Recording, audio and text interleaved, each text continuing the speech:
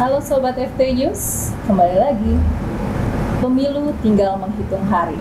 Partai politik sudah mulai warawiri. Gait suara sana sini untuk wujudkan visi. Kembali lagi kami di media pemilu menjumpai Sobat FT News semua dalam Koplo Kontroversi Politik.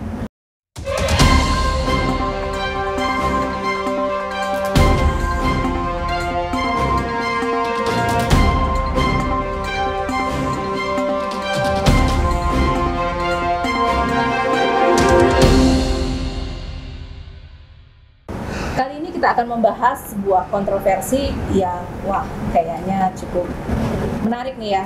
Para saya akan kita bahas tentang korelasi Anies dan Caimin dalam menggait, kira-kira ada nggak sih korelasinya menggait suara NU atau Nahdliyin? Bersama saya Arie Supriyanti Rikin, sudah ada bersama Pak Rosso Daras, Mas Mulya, dan Mas Yogi. Kita langsung saja untuk membahas hal yang cukup kontroversial ini, dan siapa tahu ada hal menarik yang bisa kita gali lebih dalam. Pak Rosso, duet Anies dan Caimin, apa yang bisa jadi hal menarik untuk Sobat FT News ketahui? Kalau menurut saya, lepas dari gema tanda kutip pengkhianatan Caimin yang kabur dari kubu Prabowo dan menerima pinangan dari Anies, itu kita tengarai bahwa Anies menerima Caimin tidak semata-mata karena dia seorang ketua umum PKB, tetapi juga kedekatan dia dengan para Nahdliyin. Kita tahu jumlah Nahdliyin kalau tidak salah sekitar 150 juta di Indonesia dan di luar negeri lah ya, cukup besar. Tetapi dari pengalaman pemilu ke pemilu, saya tidak yakin, dan ini bisa kita kontroversikan, bahwa kemunculan Caimin berduet dengan Anies tidak akan serta-merta mendorong atau menggait masa kaum sarung untuk mencoblos mereka. Itu pendapat saya.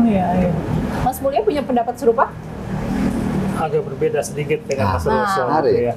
Tapi karena ini emang cukup menarik ya, antara pemilihan atau penunjukan Caimin oleh partai pengusung mendampingi Anies Baswedan.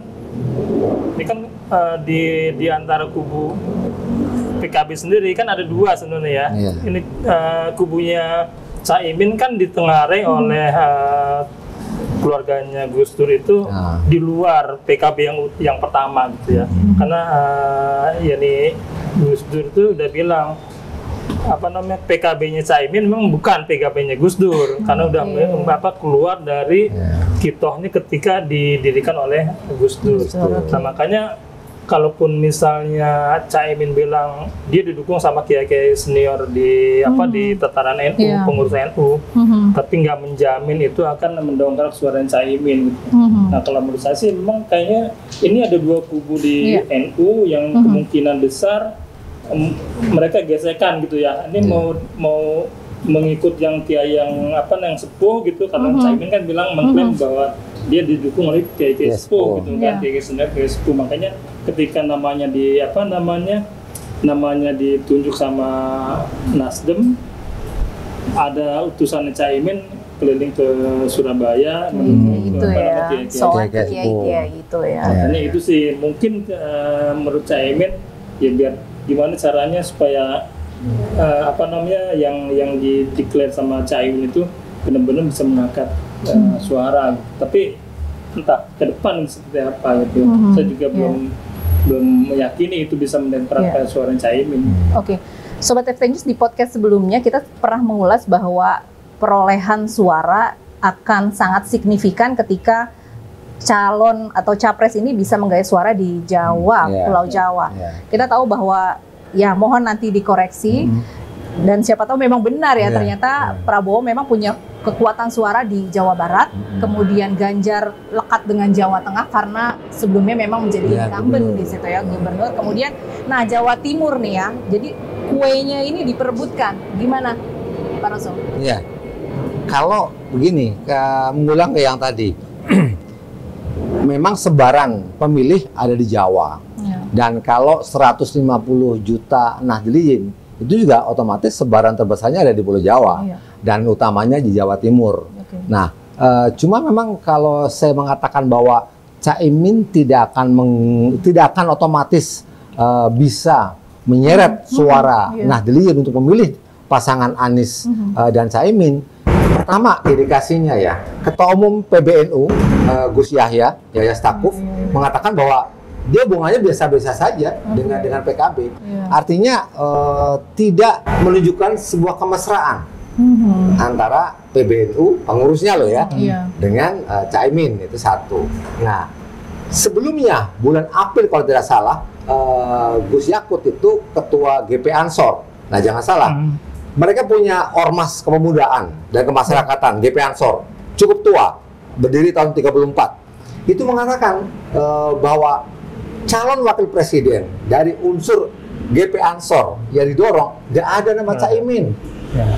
Yang pertama itu kalau tidak salah Erick Thohir, ada nama Sandiaga Uno, kemudian ada nama Ridwan Kamil, gitu. Tapi tidak ada nama Caimin. Ini GP Ansor dan dia menguasai 8 juta massa di Indonesia, belum GP Banser ya dan sebagainya yang juga elemen-elemen muda dari NU. Artinya dari struktur PBNU sampai ke ormas kepemudaannya GP Ansor tidak menunjukkan gelagat bahwa mereka satu garis dengan PKB-nya Caimin gitu loh. Ditambah misalnya Yeni Wahid sudah gembar-gembor, ini PKB-nya udah beda dengan PKB-nya Gus Dur, dan Gus Durnya juga salah satu faktor gitu loh. Kalau misalnya terah Gus Dur aja mengatakan seperti itu, apa iya mereka akan dengan serta-merta mendorong Caimin? Ini yang khawatiran saya, sehingga saya katakan tadi nggak akan berpengaruh banyak NU. Dan kalau di Jawa Timur mereka juga punya tokoh mantan GP Ansor, mantan Wagub Saifullah Yusuf yang juga rasanya tidak segaris juga dengan Caimin dari track politiknya gitu ya. Nah, dari itu semuanya menurut saya hanya klaim barangkali bahwa mungkin Caimin sudah sowan ke beberapa kiai sepuh lah yang mungkin memberikan dukungan. Tapi apakah itu akan serta-merta lahir sebagai sebuah dukungan suara? Saya kok belum yakin. Kalau saya melihat sejarah Pilpres 2004 itu kan tokoh-tokoh NU selalu dilibatkan malah jadi cawapres begitu kan. Seperti Mega ke Hasim,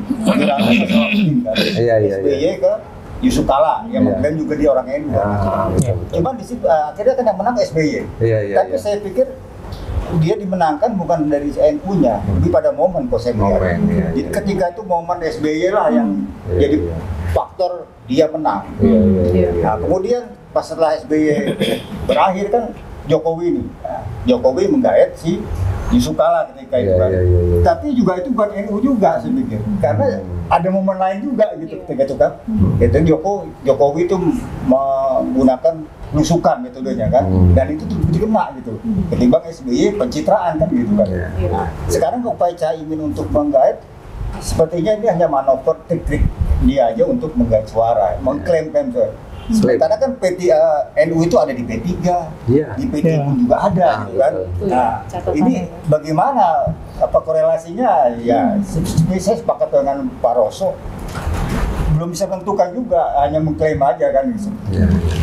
Artinya partai politik saat ini dalam tanda kutip yang memang memperebutkan suara NU itu ya Pak? Iya. Strateginya kira-kira apa nih? Jadi gini, risetnya Saiful Mujani yang terbaru kalau tidak salah itu 16,sekian% dukungan terhadap Anies dan Caimin itu dari organik partai PKS dan Nasdem. Belum ada PKB. Jadi jangan-jangan PKB sendiri nggak setuju loh. Kadernya belum tentu juga. Nah, saya jadi ingat tahun 80-an ini statement Gus Dur bisa di-track ke belakang ya, bahwa NU pada dasarnya tidak kemana-mana, tetapi ada di mana-mana. Lihat sekarang itu, dia di mana-mana sebenarnya gitu. Tapi kalau selalu ngeklaim bahwa suara NU bullshit, nggak mungkin. Karena saya tetap berkeyakinan NU tidak kemana-mana, tetapi ada di mana-mana. Ini paralel dengan misalnya Hitoh 1926 bahwa NU bukan lagi organisasi politik, kan gitu kan? Nah, melihat tadi ya sebaran atau tadi garis yang lagi tidak lurus ya, garis zigzag. Kira-kira untuk grassroots yang bawah yang notabene memang NU, agak kebingungan nggak sih Pak? Bakal kebingungan nggak sih? Aduh, akhirnya aku harus memilih siapa? Iya. Ini orang kadang-kadang suka underestimate ya. NU itu sebenarnya satu kondisi yang sudah sangat matang sebagai ormas keagamaan, dan terbukti sekalipun dia itu tidak digandeng oleh siapapun atau digandeng oleh siapapun dan kalah, dia tidak pernah kok tidak punya wakilnya di pemerintahan. Jadi sebenarnya dari sisi itu NU sudah cukup mapan sebagai ormas keagamaan yang tertua gitu ya, sehingga tidak elok juga kalau misalnya ada pihak yang ngeklaim kesana kemari atau bahkan oleh oknum pengurusnya yang seolah-olah membela salah satu capres.